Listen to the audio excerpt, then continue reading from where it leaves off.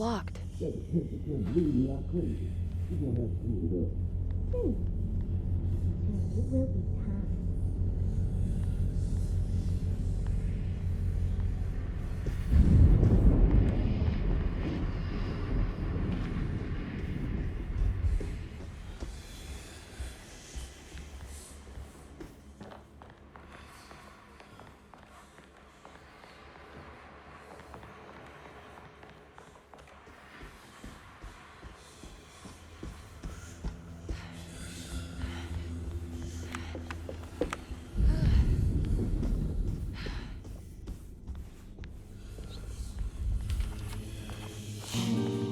Miss Hartwood, lock the door, will you? I'd rather not run into dear Dr. Gray if I can help it. This feels strange. So very strange.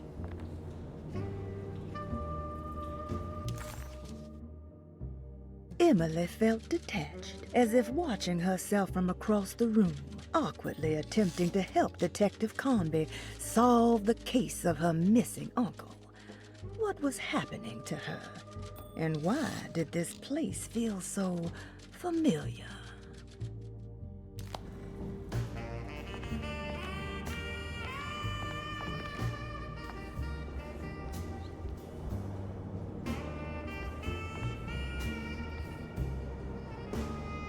You okay? This place? It's like something from my childhood. It's just a private study of a very peculiar man.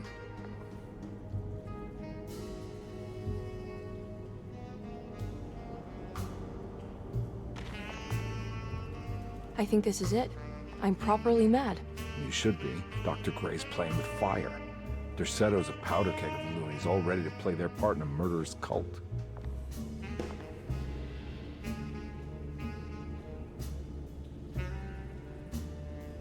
I'm trying to say I've lost my mind, Detective.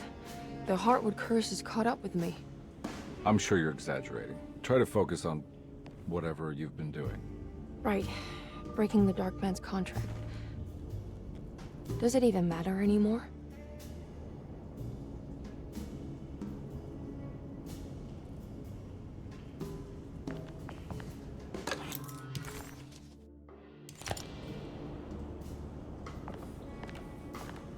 There's a book missing.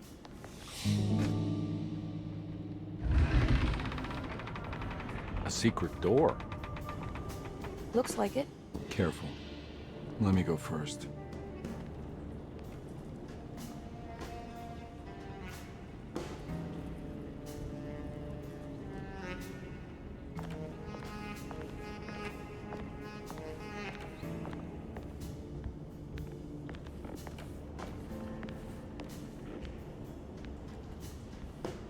Now we're talking. Great job, Emily.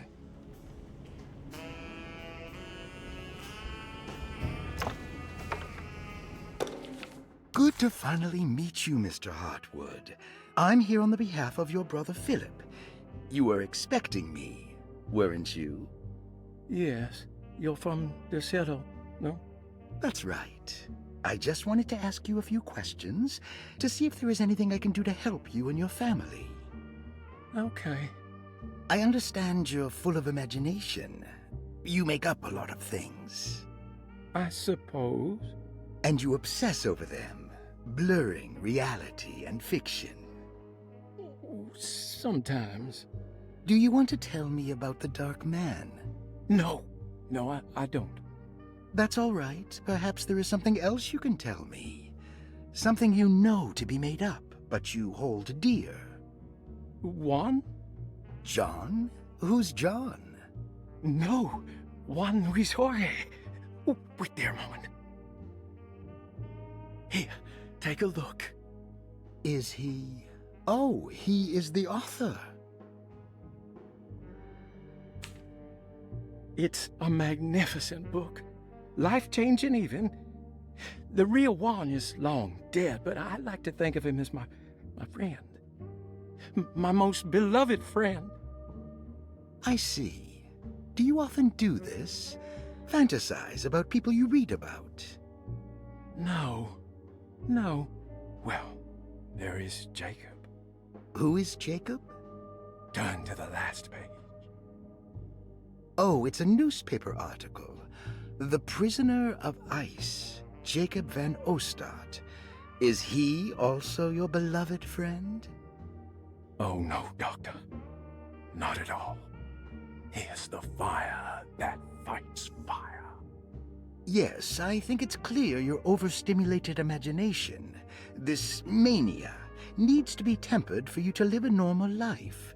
I know your family calls it the Hartwood curse, but I want you to know that there is nothing supernatural about your condition. It's all inside your head. And with that, I'm very qualified to deal with. In time, you will be cured. In time. Yes, in time we will exorcise all your demons, all the dark men. Yeah! Please, Mr. Hartwood, calm yourself. What happened? Oh, don't you worry your little head about it, Miss Hartwood. Your uncle and I just had our first breakthrough.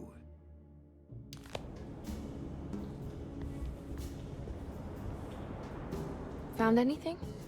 Oh, Dr. Gray's in so deep, I knew it. He's as mad as his patients. I mean, look at this. She who can till the soil of this sick world and begin again. The black goat of the woods with 1,000 young. Absolute insanity.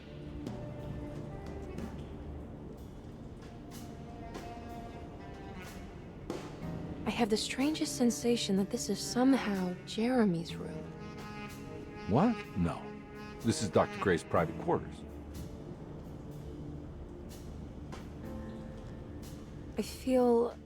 I want to apologize, Detective, for my elusive behavior tonight. I'm glad you haven't given up on me and my uncle yet. Ah, you got nothing to apologize for. In fact, you've been out of my hair for most of the evening, you're self-reliant, and you've been helping with your own particular brand of investigation. As far as I'm concerned, you're an exemplary client. Thank you, Edward. Mr. Carnby.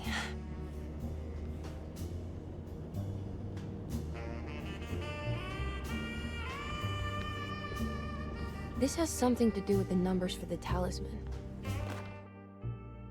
The Snake Dagger, a monograph by Yael Klein. In Ludwig Prin's book on pagan rituals called The Mystery of the Grave, as translated by Nicholas Vachy, there are several references to a sacrificial dagger called the Snake Dagger.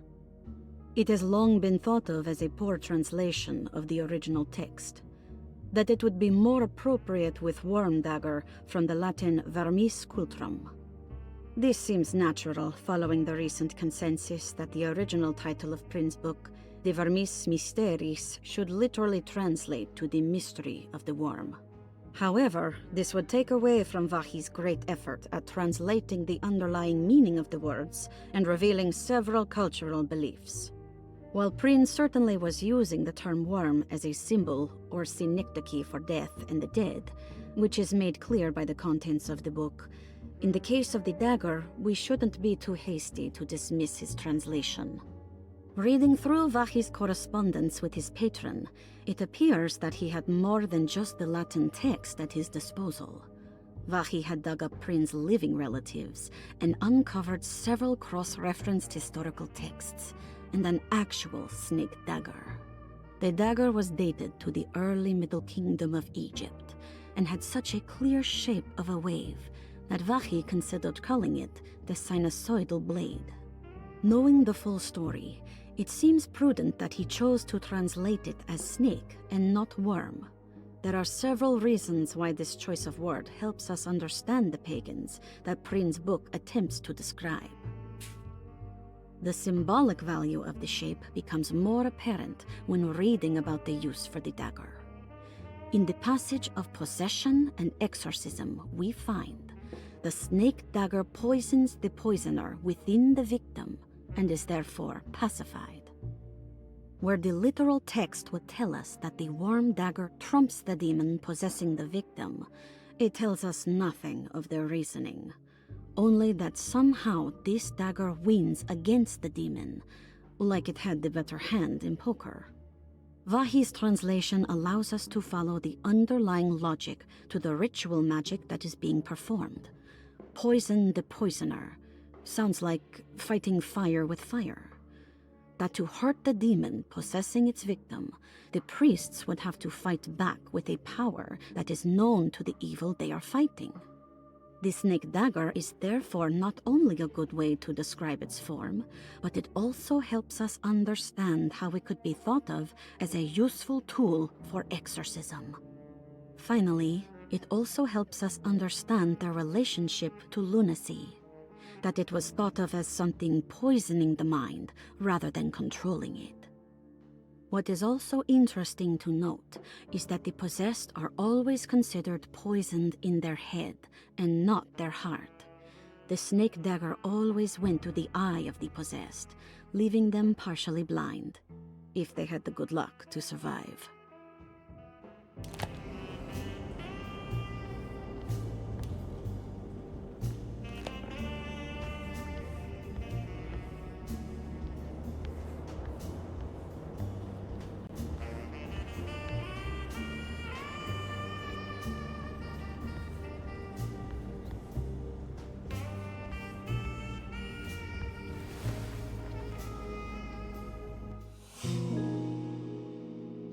I can't believe I didn't see that before.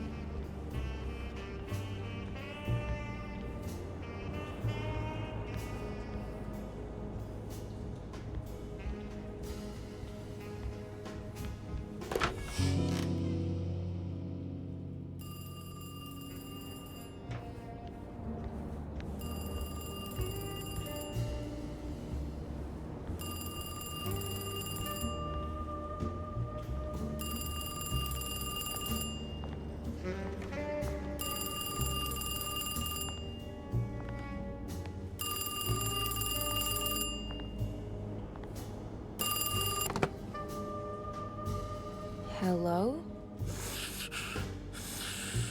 Who's there? Jeremy? Jeremy is with the Dark Man. You can't save him. Jeremy is with the Dark Man? Where? Who is he? What is the Dark Man? The Hartwood curse. He will come for you too.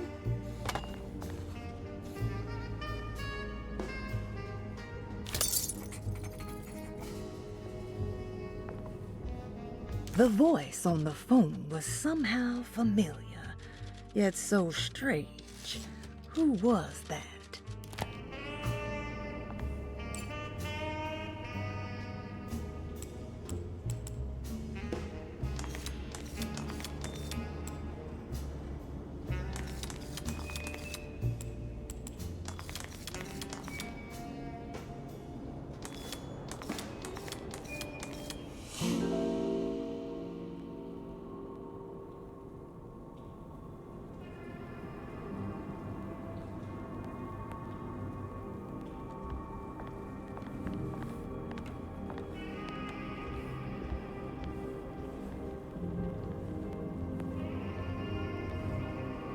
You heard the telephone ring, right? No, the telephone's cut off.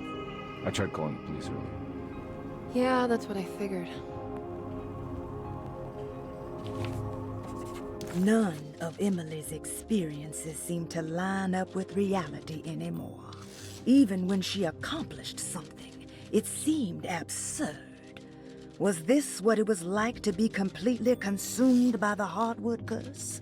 Not mind-numbing terror, but a continuous state of confusion breaking you down.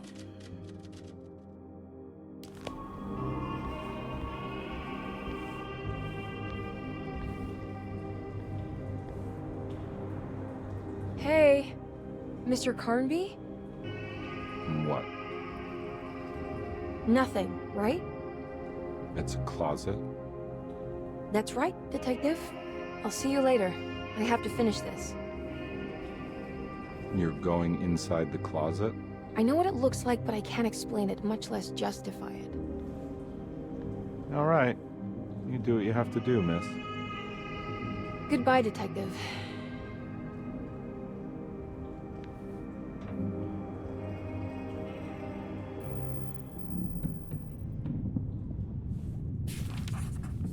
The icy wastes before her felt profound and deeply wrong, like staring into a grisly wound revealing bone under the fleshy mounds of muscle, seeing layers of Jeremy that she would rather stay hidden.